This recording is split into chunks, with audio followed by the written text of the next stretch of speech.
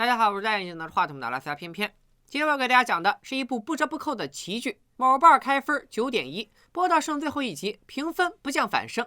前2集还是黑白画面，到了第3集突然上色，本以为是情景喜剧，第3集画风突变成了科幻片，剧中人自己拍摄剪辑，甚至能打破第4面墙，和观众隔空对话。本以为这是一部科幻剧，却发现魔法这一奇幻元素贯穿始终。刚刚建立的世界观，下一集就被无情打破。本以为这是一部独立剧集，却发现剧中的台词和细节都和某全球第一大 IP 息息相关。这部剧集甚至将成为2大实业家 IP 联动的关键纽带。这部奇剧就是《旺达幻视》。大家好，我是戴眼镜拿着话筒的阿拉斯加偏偏，欢迎收看黑白型喜剧《旺达幻视》。故事发生在美国新泽西州一座寻常小镇西井镇，一对同样寻常的新婚夫妇将在这里展开人生的新篇章。他们和上世纪40、50年代大部分美国家庭一样，丈夫幻视负责养家糊口，在镇上的计算机公司工作，不能说轻而易举，只能说是大材小用。如大家所见，幻视并不是人类，而是有自我意识的机器人。旺达也不是寻常主妇，她居然能使用魔法。妻子旺达操持家务之余，还得负责搞好邻里关系，应付随时可能来访的邻居。旺达和幻视约好，向所有镇民隐瞒他们的特殊身份，在这里安居乐业，做个普通人。但他们不知道自己为啥要这么做，也不记得自己是怎么来到西井镇的。幻视甚至失去了来西井镇前的一切记忆。西井镇的生活就像是一场掐头去尾的美梦。奇怪的事情显然不止这一件，他们发现日历上的8月23日，也就是今天，被人做了新型记号。可夫妻俩对这个日子完全没有印象。在女邻居艾格尼斯的提醒下，旺达才终于想起8月23日是他和幻视的结婚纪念日。可幻视那边经上司提醒，想起8月23日是上司来家里做客的日子。今天的晚宴将决定幻视在公司的前途。两边的信息天差地别，晚宴成了一场闹剧。和大多数美式情景喜剧一样，本该是一场闹剧的晚宴，在女邻居艾格尼斯的神助攻下，却以喜剧收场。幻视给上司留下了极好的印象，看来升迁有望。但期间还是发生了一件怪事。上司问起旺达和幻视的来历，来西井镇的目的，这些再寻常不过的小问题，旺达和幻视却一个都答不出来。上司见状大发雷霆，可随着旺达的目光转向他，上司又突然被食物噎住。幻视表演了一出活人穿体手术，上司和他的妻子居然完全没有觉得奇怪，他们迅速岔开话题，愉快地结束了这次来访。这些都是生活中的小插曲。为了融入西井镇的生活，夫妻俩还得为西井小学筹款，准备才艺表演。幻视需要应付居委会的无聊会议，旺达的直面妇女联合会领袖多蒂的刻意刁难。好在他们的适应能力很强，幻视很快和邻居们打成一片。旺达也结识了一位新朋友小黑。可惜平静的生活没有维持太久，更多怪事接踵而至。幻视发现他工作的计算机公司只是机械化的计算数字、制造表格，却并没有任何实际产出，就像是为了给他一份工作而人为制造出的工具。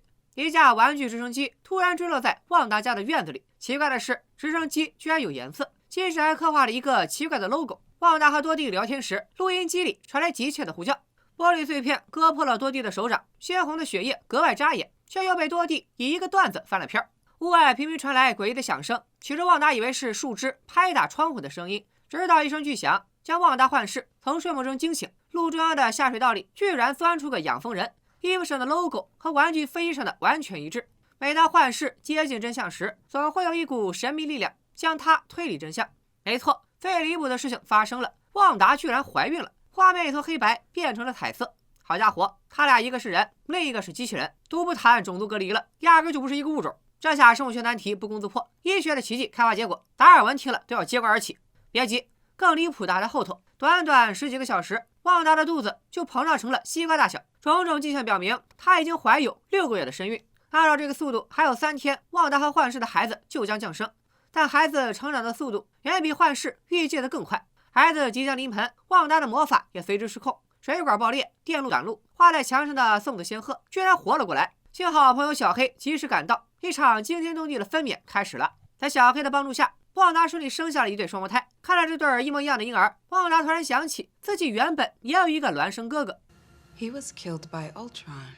小黑被旺达扔出了西井社区，这一飞就是半个新泽西，隐藏世界观就此揭晓。原来小黑的真实身份居然是天剑局的特工，他的母亲就是惊奇队长的战友玛利亚·兰博。灭霸利用无限宝石消灭了宇宙1半人口，小黑也随之灰飞烟灭，成为说明事件的受害者之一。终局之战后，小黑复活，却发现母亲早在3年前就病逝了。凭借母亲的关系，加上自身的努力，小黑顺利加入天剑局，成为了一名特工。至于他为啥会进入西井镇，西井镇发生了什么，原本死于灭霸之手的幻视为啥复活了，事情还得从几天前说起。为了应对来自外太空的威胁，地球大气层外建立起基地，成立了与神盾局对应的天剑局。蜘蛛侠2的片尾彩蛋中，神盾局局长马尔法克侠尼克弗瑞就是在天剑局指导工作。可能是因为片约到期了，现任天剑局局长并不是尼克弗瑞，而是脸上写满了睿智2字的海沃德，人送外号大聪明。几周前 FBI 发现新泽西州出现大量人口失踪事件，向天剑局申请无人机协助。作为负责监管无人机的专家，小黑决定专程去一趟。负责接应小黑的不是别人，正是我们的老朋友王耀庆。串戏了，正是和蚁人相爱相杀的老朋友，经过5年的勤学苦练，终于学会扑克魔术的吴探员，以下简称老吴。James E. Wu, FBI。这里插播一个小彩蛋，老吴的扮演者兰道尔朴就是个情景喜剧专业户，代表作《初来乍到》。说回正传失踪人口案集中于西井镇，却不只是人口失踪那么简单。西井镇将近4000居民集体失联，而周边的居民则集体选择性失忆。明明镇子近在眼前，他们却称自己从来没有听说过什么西井镇。看来有人把整座西井镇从他们的记忆里抹除了。小黑本想遥控无人机一探究竟，可无人机刚飞进西井镇，就宛如泥牛入海，消失在视野当中，似乎有一层看不见的能量场笼罩着整座西井镇。得知小黑被拽进西井镇能量场，天剑局立刻做出响应。24小时后，又一位老朋友登场了。没错，正是在雷神前2部中有过亮眼表现的物理学家黛西，也是唯一一个电翻雷神的狠人。这次黛西作为天体物理学顾问，受天剑局邀请来到西井镇，各领域的顶尖专家从世界各地汇聚而来。至于他们来干嘛，恐怕连局长大聪明自己都不知道。事件过于诡异，没人知道他们面对的到底是个什么玩意儿。天剑局继承了神盾局劳民伤财基建狂魔的优良传统，短短24小时之内，就在西井镇旁搭建起一座临时基地。局长大聪明亲临前线，熟悉情况的老吴担任指挥。黛西检测到西井镇周围有巨量的宇宙微波背景辐射，背景噪音里出现了广播频率。黛西将频率连接了一台老式大屁股电视，接下来就是见证奇迹的时刻。万万没想到，能量场里正在上演一出由旺达和幻视主演的情景喜剧，配角的全是失联的西井镇居民。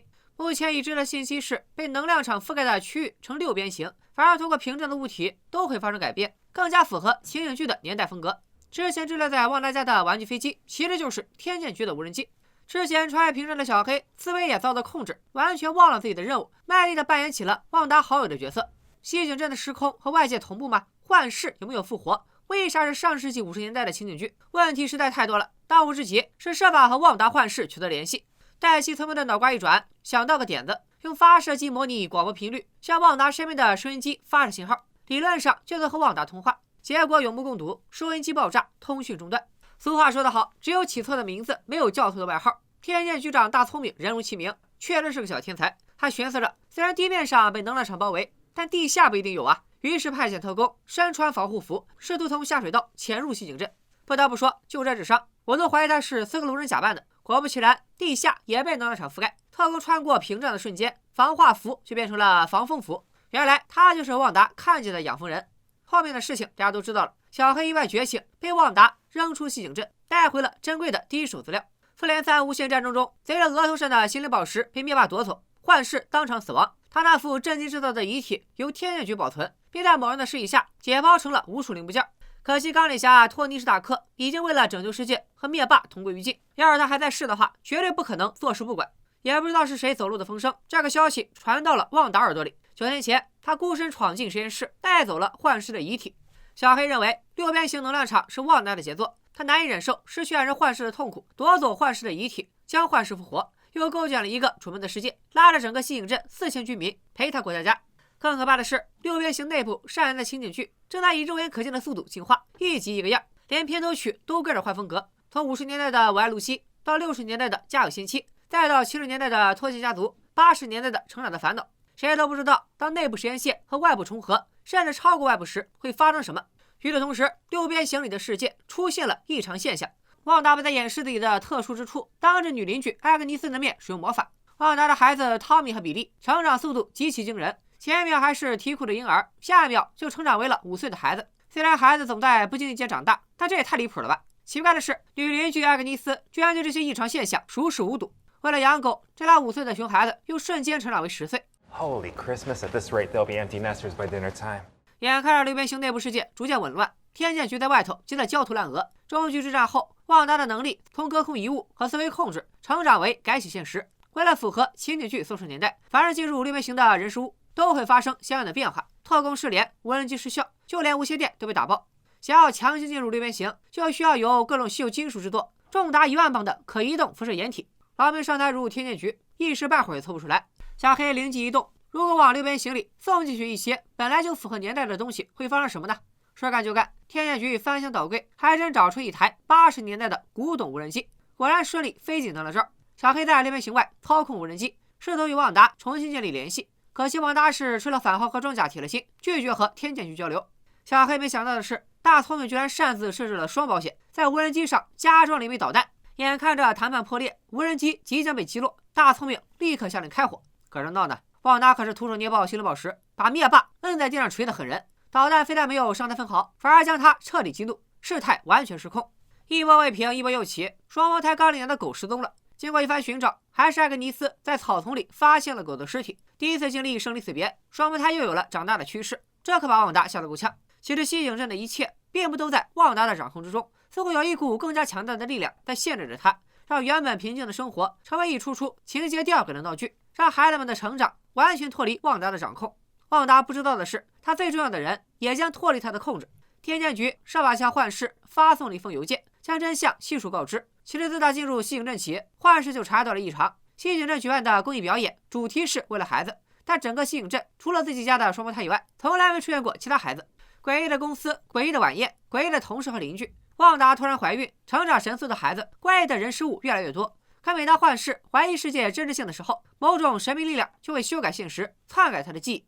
为了验证这段信息的真实性，幻视用超能力唤醒了一位同事，对方立刻戴上痛苦面具，哀求幻视解救他。